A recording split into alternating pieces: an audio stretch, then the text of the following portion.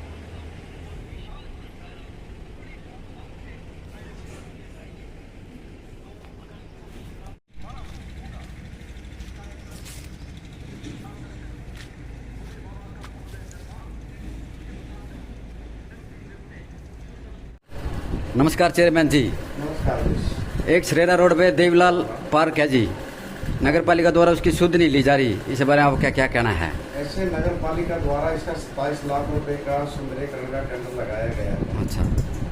किन्हीं केस के कारण एक मुकेश गर्ग नामक व्यक्ति है, जिसने कि इसके पीछे कोई शिकायत की उसकी। ये पिछले कार्यकाल की बात है, तो उसकी जांच इंक्वायरी पेंडिंग है। जब किसी चीज़ की इंक्वायरी पेंडिंग होती है और कोई दिक्कत रह जाती है, तो उसमें दिक्कत हो जाती है। उसकी इंक्वायरी कंप्लीट हो गई है। जो दोषी थे इनमें सबको मिलकर उनके खिलाफ कार्रवाइयाँ शुरू करती सरकार ने जाँच करी थी। तो आप इसका कार्य जल्दी आरम्भ करा दिया जाएगा।